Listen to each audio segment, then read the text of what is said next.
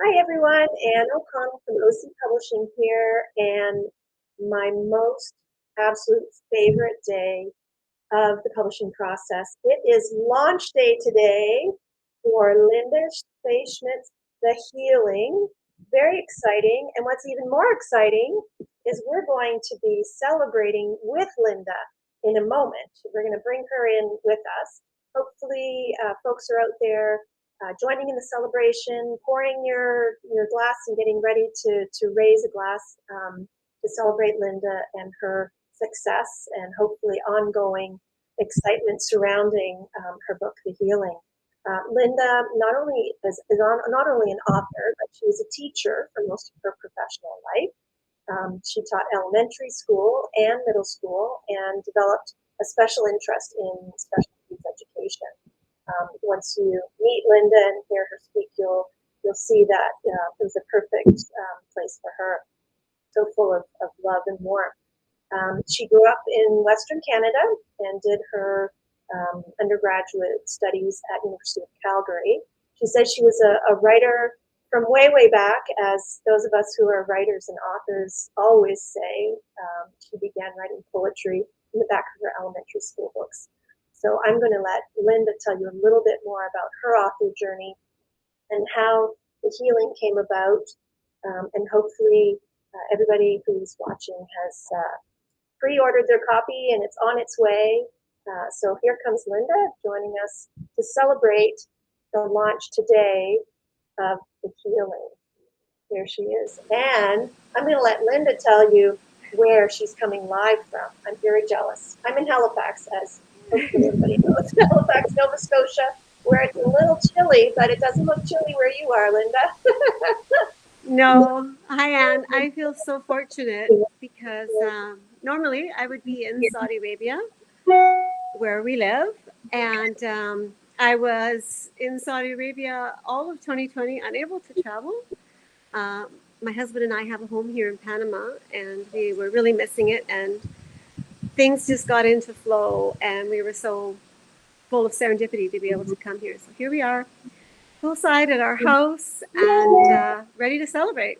Oh, that's wonderful. Well, I think before we jump into a conversation, we should wet our lips a little bit, and we should start the celebration by That sounds perfect.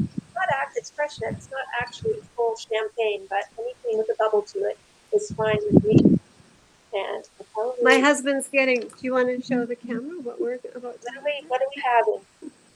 Oh, well, yeah, Good stuff. I'm very excited. You know what? It was Here we actually. go. You ready for the pop? He's gonna let him. Oh, did you hear that? Okay, hang on. I'm a little behind. I should have started the process before we started chatting. No, it's all good. This is authentic living. And you know what? When we first started working together, there was ready. Woo! Nice. Yay. I heard that. And this is the first time that I've done this. You know, as OC Publishing evolves and people come on board, we think of all kinds of fun new things to do.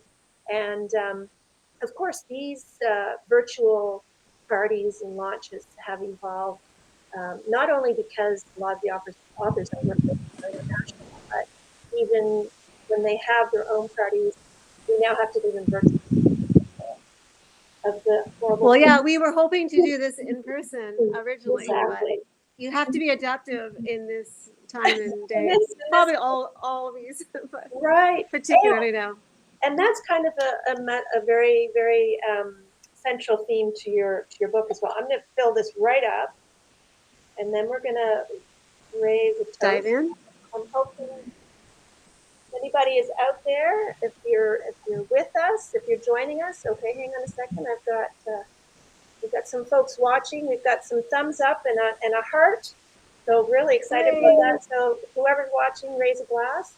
I, for one, am so proud of you. This has been a long journey, a long process. Lynda and I have been working together for a while on this. And like Lynda said, initially we had talked about doing in-person launch party here in Halifax, and then he was going to do a big cross Canada tour, but we pivoted, which is always important in life, and so talk a little bit about what that pivot meant for you, starting with the actual like writing of the book, and then maybe talking a little bit about a couple of pivots in your life that led to this.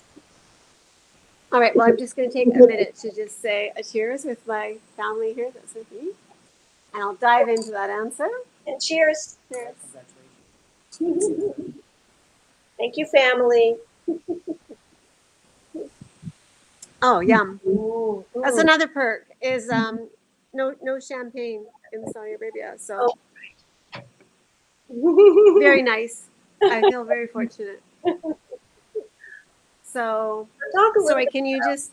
Yeah, I think it's the story of how the lockdown and the whole pandemic thing became a positive for you. I think is very inspirational. Talk a little bit about that. Yeah. So when the first holiday came and went, I had such mixed feelings because, of course, part of the gig of doing the expat life is knowing that you have those 3 holidays a year to go home and reconnect with your family. Even though we FaceTime a lot, it's not the same.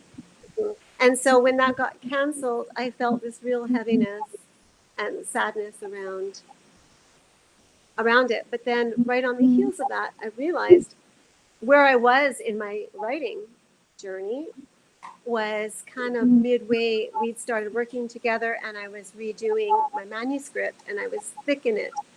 And I knew that if I had gone off on holiday, I would have lost the flow that I was in, where every day I sat down and it just, boom, it was there. And I was in a writing frenzy for months until we finished it. I think it was July 8th when I signed the contract. So, yeah. And I remember that because it's my son's birthday. Oh. But yeah, so it really gave me that permission almost to just focus on me and my project instead of traveling and family and doing things and coming back in jet lag, and just to not have those interruptions. And I think it's a really great metaphor, to be honest, Anne, of life, how every situation you have, there's something special you can find in it. And there's also something maybe a bit challenging that you need to overcome to find that. Mm-hmm. And, 2020 was just the whole world grappling with the same thing instead of all of us doing our own different things. Right. Right. And talk a little bit about, and the process for you was a healing process, just in the writing of the book. And a lot of authors talk about the cathartic process of writing. And I do a lot of workshops that, help dig deep into emotion and things like that. From my perspective, it wasn't difficult for you to find that emotion, but it didn't make the journey any less of a challenge, right? So talk about it was because it's based on real events. There's some things when you're working through them, it's hard to relive that, even though it might be resolved, or might not be. And I think because the typical ways that I would find healing with a therapist aren't as easy to find where I live. And so writing the healing became one of my most effective tools in dealing with my emotions. As you were writing. So give it a little top line synopsis of what the book is about. Well, the healing, I think the main message is about having resilience in recognizing that there's always challenges in life. Some are bigger than others, and it doesn't really matter, though, that comparing and measuring isn't the important piece. The important piece is knowing that you have the strength inside you, and then finding what is it that gives you that strength. And it's all different for all of us. So you might be inspired by something that I wrote in the healing. Some of the tools that Kate uses are tools that I use, like journaling, yoga, nature walks, talking with people. But maybe those don't work for you. Some people find art therapy. Some people find um, a physical thing like a massage or Reiki or something like that works for them. Walking in sand or punching things, or there's so many different ways of accessing that. So I think the important thing is to recognize that and then start on your own journey. Mm-hmm. And the different things I've been listening to lately on podcasts and reading other stories is a strong trend around this dissatisfaction with living your life according to a social story that's accepted to your culture Mm-hmm. that may or may not fit you, and finding the courage to throw yourself out of that. And a lot of times it takes a literal hurl of all your comforts. Leave your family, leave your home, get that bus ticket, get that plane ticket, hop in your car, whatever it is, because then you have to find new strengths when you are away from the things you normally have. And it's easier to reinvent yourself without someone else's input coming in, or, well-meaning advice from family can sometimes get in the way of your personal journey. The book is, there's a lot of great messages like that, and ideas about tools to use. But it's wrapped up in a fictionalized story of women's fiction, family drama, I call it. And there's a lot about family relationships, a lot about the ebbs and flows and peaks and valleys of, of, of life, really. And you and I have talked about this so many times. Life is messy. And, I don't think there's anybody that can say that at some point in time in their lives, there hasn't been a big old mess to kind of trudge through. So I think that the appeal for the healing, this book, The Healing, reaches quite a broad spectrum. And like you said, people will take away, what resonates with them. But if somebody's like, well, I feel quite fine, and I don't need a healing, but it's a great story. There's a great plot line, and it's just, and I compared it right from the very beginning to Eat, Pray, Love, and it's the whole following, someone's life journey. But there's a definite beginning, middle, and an end. We talked about that when we were working on the cover art. Yeah. And we played around with passports and airports and things like that, because there is a lot of that adventuring, which I think the two things, adventuring externally and internally, sometimes go side by side, hand in hand. And I did have one of my advanced readers comment on that to me, and that they felt the exploration of relationship was an integral part of the book that they appreciated. So I'm glad you felt that as well. Oh, absolutely. Yeah, and because in life, relationships to me are so important. And I didn't want it to be just Kate, right, and her journey, and it's a lot more rounded experience of her when you see who she attracts in her life and how she connects with them. And I think it's a very fascinating study, about family dynamics. And I come from a big family. There's lots always going on, but I think people right now in the last year, in and out of lockdown, and people working from home, there's probably been a lot more soul searching about, what family dynamics there are, and how, you have to. There's a lot of give and take in normal life, but talk a little bit about that idea. I do think that COVID had brought some families closer.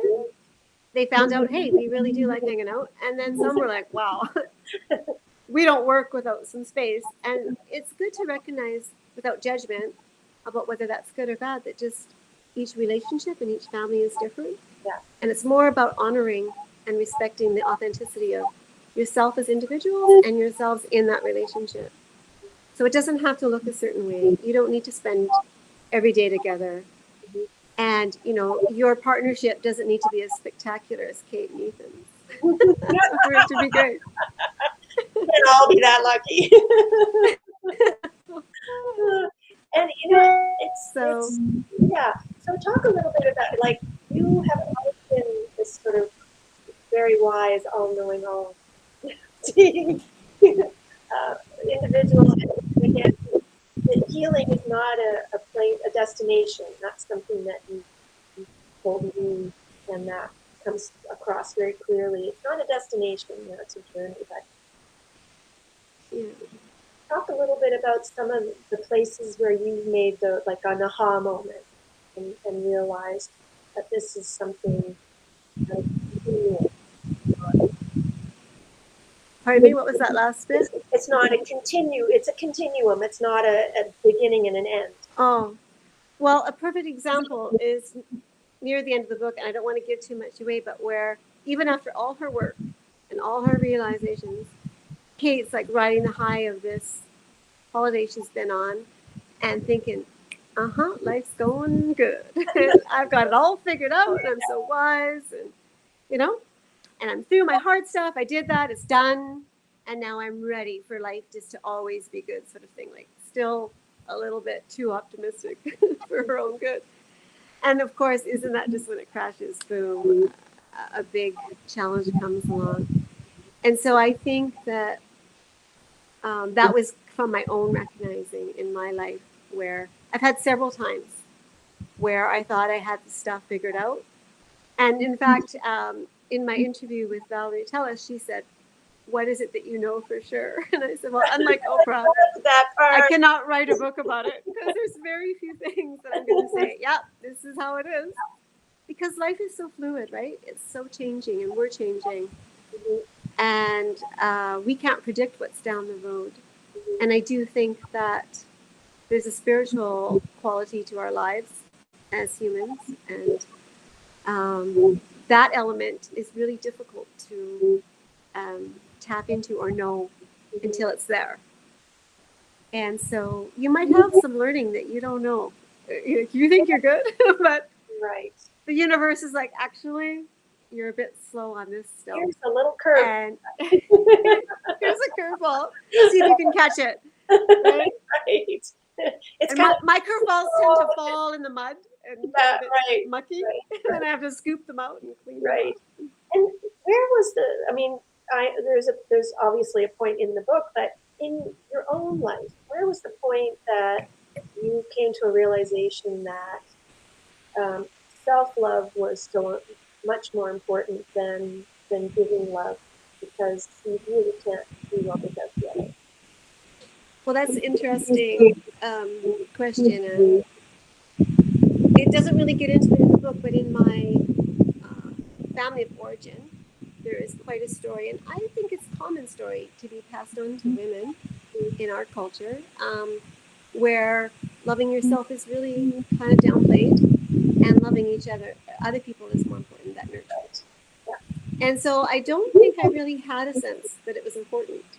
But when I was young, I think I just naturally did. I think that it does come naturally to love yourself when you're little and don't know any better. And so I lost that. And it goes into a little bit near the beginning. Kate does some work with a writer's course, and she writes a letter to herself from her early self and then also from her future self. I love that. And there's an element of realizing, yeah, my little girl self was happy and did love herself. And somewhere along the way, she lost that. And I think that I lived in an unhappy marriage for a long time because I felt I didn't want to disrupt my family. It meant a lot to me. I didn't want my children to have to choose, all the stigma around divorce. And I really took my marriage vows seriously. But being in a dysfunctional relationship for that long really chipped away at my self-love and my spirit. And I became actually seriously depressed in 2007. to a very critical point, actually. So, you know, I knew I had to do something different, but I didn't know how. And I would say I kind of started my real healing journey then. And then it took off when I had the courage to leave, which astoundingly wasn't for another, it wasn't until 2011 as it was with Kate. Same timeline. Right. So you went into a deep depression in 2007, and it took 4 years. I mean, I did some work to be able to stay there in a safe-ish way. Right, right. Safer, Yeah. I want to say. There was still a lot of abusive behavior that went on.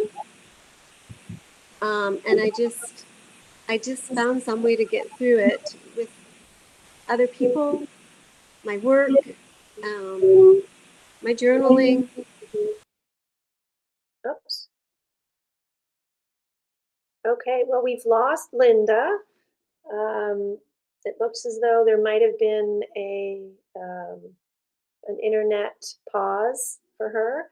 So I'm going to take a little pause and we'll come right back, okay? Because Lynda has a couple of excerpts she's going to read from her book, and then we'll also share again her website where you can find out more and talk about where we can get the healing. So just hang in there. We'll be right back. Thanks. All right, we're Hi. back. Thank you for Sorry coming about back. that. It's okay. Sometimes you gotta wing it when we're live, which is kind of fun. Just to remind everybody who's watching, who might come back on and join us again, if you have a question for Lynda, type it in the comment section, and then we'll be able to see it from the studio here. We're at the Be Live studio. And then we'll pass the questions along. And in the meantime, while you're thinking about questions you might like to ask, Lynda, you take it away. You're going to go read us a couple excerpts. So I'm going to hide myself, and the floor is yours. All right. Well, hopefully we'll stay connected. So this is my copy of the healing that I very much enjoyed opening my box.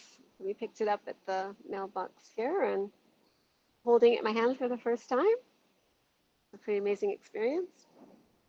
And the first quote I'm going to read is getting near the end of the book, and Kate is recommitting to her mindfulness practice, and she's reflecting and writes in her journal. And she says, I'm reading Pema Chodron's When Things Fall Apart. Ironic that it is a gift from Celeste. And then she writes, when you feel fear, you should feel lucky, as it is an opportunity to grow. I have a hard time with that, but if she's right, I must have achieved elephant-sized growth these past few months. And then she goes on to say that she is ready to really give to herself. And she says, I am present every day to the gift of Ethan's love, but I am also realizing that Ethan's love isn't the source of my healing. My love for myself is. He doesn't complete me, he complements me. I have to do my own work.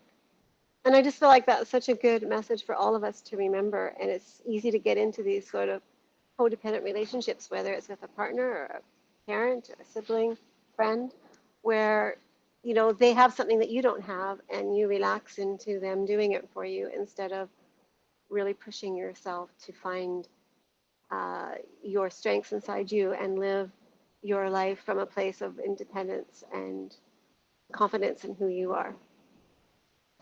And then the next quote is also kind of getting near the end, and she's really realizing sort of what I was talking about with Anne earlier about when did when did you realize, and it's a constant journey of reminding myself. And she says, part of my letting go journey is to accept the things I can't change. I had this crazy naive notion that my love and Ethan's love could be what Chloe needs to feel whole. I was wrong. Just as wrong to think Ethan's love could be what I needed to feel whole.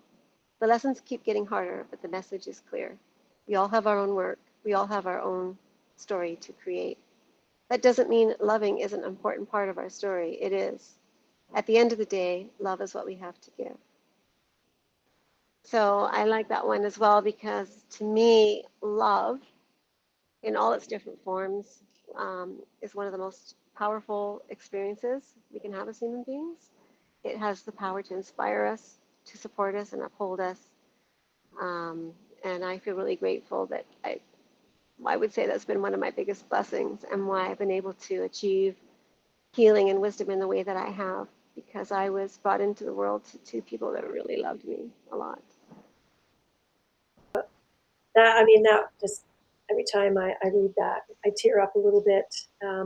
Just having that capacity to love and to be able to um, continue loving regardless of the abusive situation and dysfunctional relationships of the past, continuing to be open to receiving love and to loving yourself, I think is a huge testament to the person you are.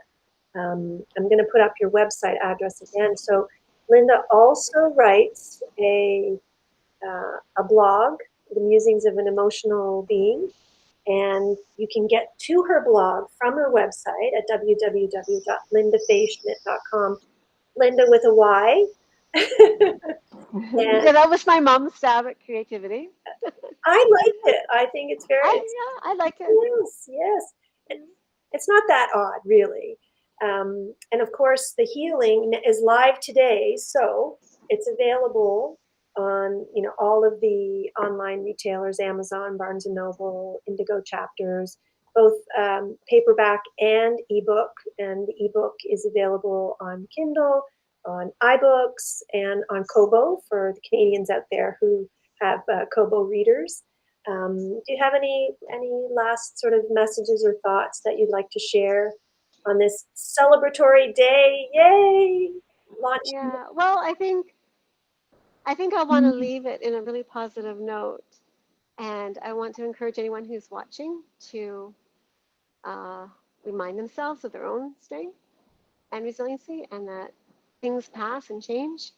And if you're struggling with COVID or anything else in your life right now, hold on, don't give up, because life has pleasant things around the corner and probably some more challenges too, but it's all worth it. Life is such a gift.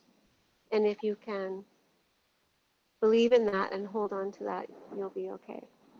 Wow, well, that is extremely valuable advice and a very powerful message. It's sometimes it's hard to look at things and say, well, this is just how life is meant to be, and things will look better. There's a silver lining in all of that.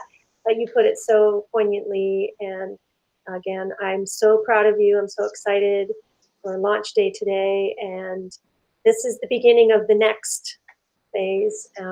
I couldn't have done it without you, Anne. You have been instrumental from the beginning as a mentor.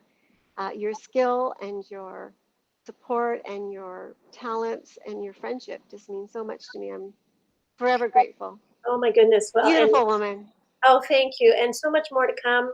Lynda is working on her next project, but we'll tell you more about that as we get a little bit closer. But it's going to be equally as exciting. We have Carol says, "Cheers, my beautiful friend." Thank you so much for joining, Hi, Carol. Carol, and everybody who's watching. So we're going to sign off. Goodbye for now. Watch for more updates on Lynda, her new project coming up. Oh, Sue Slade, looking forward to your spotlight next week, Lynda. Thank you, Sue. We're so looking forward to it. I dropped off the giveaway copy to Dartmouth Book Exchange yesterday, so Oh, be able to perfect. do a giveaway. They're so supportive of all indie authors, and we're very excited. And when you do come back, when things even out, we'll definitely get Sue to have you in to do a book signing when we're allowed to do those in person again. So thank you guys. Yeah, I'd love to meet her and all the other people who've been supporting the virtual experience. Yeah, I feel very fortunate. it's all good. And I wish I could jump through the screen and join I know. you. I know, right?